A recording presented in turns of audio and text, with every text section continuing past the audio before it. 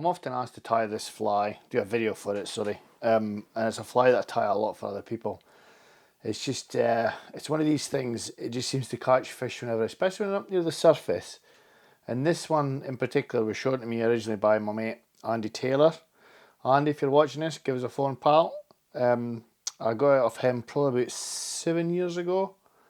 And yeah, this is my version of the show. Let's quickly go through it and show you how to tie it. I start off with a standard dry fry, SLD2, nice and strong, barbless, and a red 8/0 tying thread. And all I'm doing is coming down the body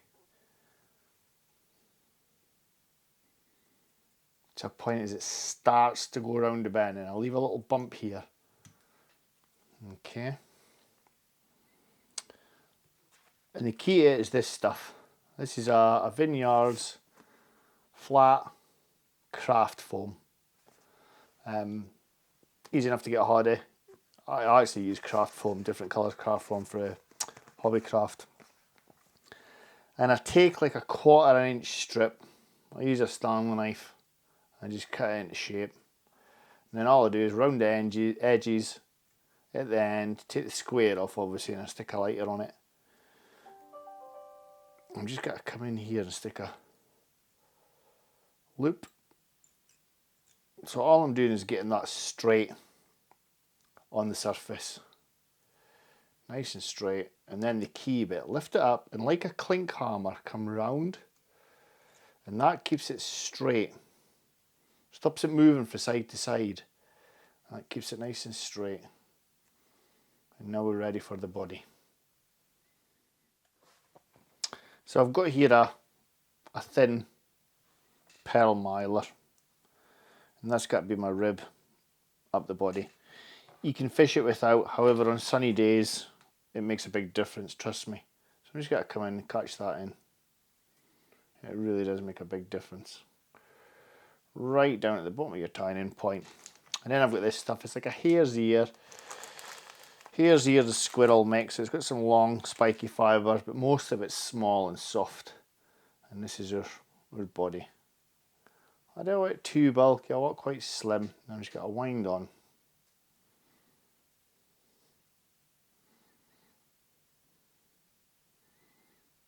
Keeping the body profile nice and neat.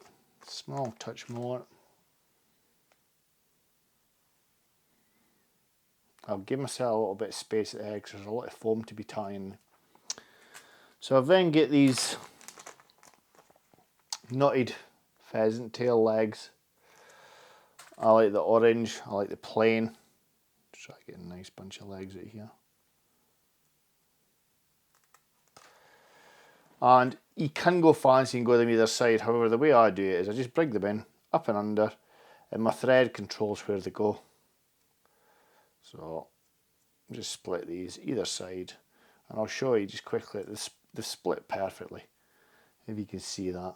I'll just turn them so they're either side underneath the hook shank.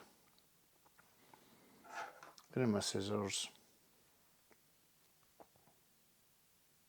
as close as I dare, trying to watch that mylar, and then tidy up. You can move these about once they're tied in, and then just secure with a few thread wraps. I've then got a really cheapy hen cape, Chinese hen cape, and I quite like a big feather. Now you can see there's quite a lot of dark in this one, and you'll see when I tie it on, that's why I prefer it. It's a bit like this particular, I mean it can be any, don't get me wrong, it can be any game coloured hen hackle. But this is quite similar when it's wound on. It looks a bit like woodcock. I like the speckled look of it all. And then, do you know what we did? Let me just stop there. What we did do is we forget to come up with the rib. Let me see if I can get away with this. I might have to start again.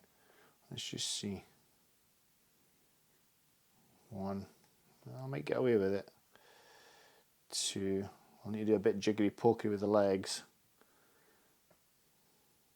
3. And then if I come up, move these legs out of the way. Obviously you should be ribbing before.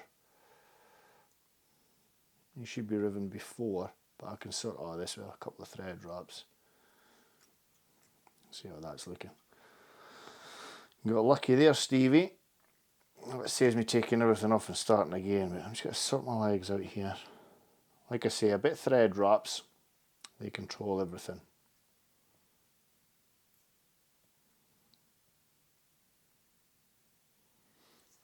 It's better. So back to the hen. Catch him in. And I want about 4 turns of this. What I will do is I'll stick a white finish in there so he's ready.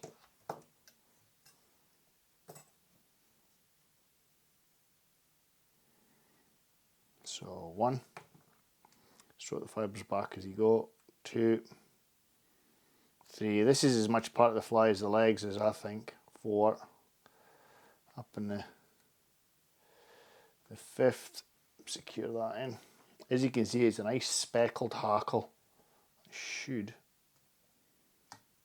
pop off. And then just with your thumb and forefinger, pull everything back so you've got a tiny enough space. Now the red head's part of the fly on this, so what I do is I pull your foam up and over, and you'll see my threads parts right at the back. It's not right at the front, it's at the back. Pull it over and then secure, working towards the front, like so. And then this is a crucial bit with your scissors. You'll cut at an angle either side, and all we do is tight thread wraps. Be careful, don't go too tight because you'll cut the foam, but you just try to tidy up the head here. And you also want to have a very noticeable big red head on it. See how that's looking. A couple of little bits to tidy up there. But yeah, that red head's part of the tie-in. A big red head on it. And then just come in, quick finish your fly. Your final finishing touches, a little bit of varnish, on the head, either side.